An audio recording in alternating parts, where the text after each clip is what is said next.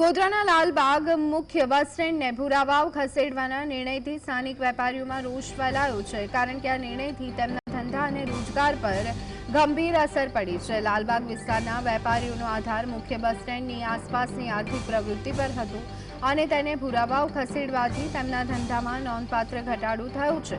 સ્થાનિક વેપારીઓએ બહારપુરા ધર્મશાળા ખાતે બેઠક યોજી, જેમાં તેઓએ જિલ્લા વહીવટી તંત્રના આ નિર્ણયનો વિરોધ નોંધાવ્યો. તેમનો આક્ષેપ છે કે આ નિર્ણય પહેલા વહીવટી તંત્રએ તેમની સાથે કોઈ પૂર્વ ચર્ચા કે મીટિંગ યોજી નથી, જેના કારણે તેઓ આર્થિક નુકસાન ભોગવી રહ્યા છે. વેપારીઓએ નિર્ણય પાછો ખેંચી અને લાલબાગ બસ સ્ટેન્ડને ફરીથી કાર્યરત કરવાની માંગ કરી છે અને આ મુદ્દે આગામી દિવસોમાં જિલ્લા કલેક્ટર તેમજ રાજ્યના મુખ્યમંત્રીને રજૂઆત કરવાની જાહેરાત કરી છે.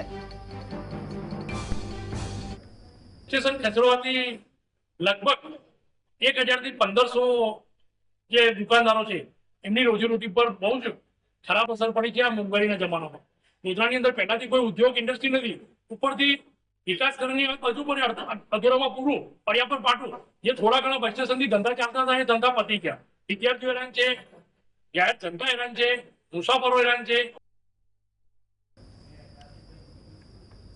તો ગોધરાના લાલબાગ મુખ્ય બસ સ્ટેન્ડને ભૂરાવાવ ખસેડવાના નિર્ણયથી સ્થાનિક વેપારીઓમાં રોષ ફેલાયો છે, કારણ કે આ નિર્ણયથી ધંધા અને રોજગાર પર સીધી અને ગંભીર અસર પડી રહી છે. લાલબાગ વિસ્તારના વેપારીઓનો આધાર મુખ્ય બસ સ્ટેન્ડની આસપાસની આર્થિક પ્રવૃત્તિઓ પર હતો અને તેને ભૂરાવાવ ખસેડવાથી તેમના ધંધામાં નોંધપાત્ર ઘટાડો થયો છે. સ્થાનિક વેપારીઓએ બહારપુરા ધર્મશાળા ખાતે બેઠક યોજી, જેમાં તેઓએ જિલ્લા વહીવટી તંત્રના આ નિર્ણયનો વિરોધ નોંધાવ્યો.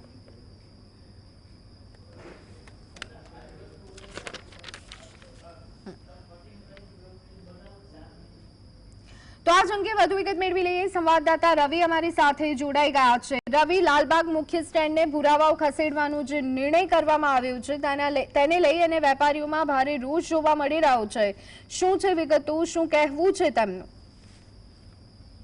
ચોક્કસથી પંચમહાલ જિલ્લાનું વડામથક ગોધરા જે લાલબાગ મુખ્ય બસ સ્ટેન્ડ હતું તેને તાજેતરમાં જ વહીવટી તંત્ર દ્વારા છે તેને ભૂરાવાવ ખાતે ખસેડવામાં આવ્યું છે. આ બસ સ્ટેન્ડ ખસેડવાને લઈને જિલ્લા કલેક્ટર દ્વારા જે જાહેરનામું પ્રસિદ્ધ કરાયું હતું ને ત્યારબાદ જે બસ સ્ટેન્ડ છે તેનું સ્થળાંતર કરવામાં આવ્યું છે. બસ સ્ટેન્ડ હાલ જે છે તે ભૂરાવાવ ખાતેથી કાર્યરત છે, જેના કારણે જે લાલબાગ બસ સ્ટેન્ડના જે વેપારીઓ હતા તેઓના જે ધંધા પર છે તે અસર પહોંચી છે.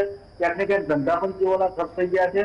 તો બીજી તરફ જે રીતે મુસાફરોને પણ ભારે હાલાકી પડી રહી છે, કારણ કે મુસાફરોને પણ રિક્ષાના જે કોટિંગ ભાડા છે તે ચૂકવવા પડે છે અને તેઓને પણ આર્થિક બોજો પડી રહ્યો છે. ખાસ કરીને વાત કરવામાં આવે તો જે રીતે આ બસ સ્ટેન્ડનું સ્થળાંતર કરવામાં આવ્યું છે તેને લઈને વેપારીઓ ક્યાંક ને ક્યાંક નારાજ જોવા મળી રહ્યા છે. તો બીજી તરફ તેઓમાં રોષ પણ જોવા મળી રહ્યો છે, કારણ કે જે રીતે વહીવટી તંત્રએ જાહેરનામું બહાર પાડ્યું પરંતુ કોઈ પણ જાતની વેપારીઓને આગતરી જાણ નથી કરી કે તેઓ સાથે કોઈ પણ જાતની મીટિંગ અથવા તો કોઈ પણ જાતની ચર્ચા નથી કરી, જેને લઈને વેપારીઓમાં ભારે રોષ જોવા મળી રહ્યો છે. ગઈકાલે રાત્રે ધર્મશાળા ખાતે વેપારીઓ દ્વારા એક બેઠકનું આયોજન કરાયું હતું, જેમાં તમામ બાબતની ચર્ચા વિચારણા કરવામાં આવી હતી અને આગામી દિવસોમાં જિલ્લા કલેક્ટર તેમજ રાજ્યના મુખ્યમંત્રીને રજૂઆત કરવા અંગેની ચર્ચા વિચારણા કરવામાં આવી હતી.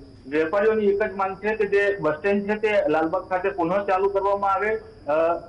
આખું બસ સ્ટેન્ડ ચાલુ કરવામાં ના આવે, પરંતુ જે રીતે 25-50 જે ટ્રીપો છે તે બસોની ચાલુ કરવામાં આવે, જેથી અમારા જે ધંધા રોજગાર છે તે ચાલુ રહે.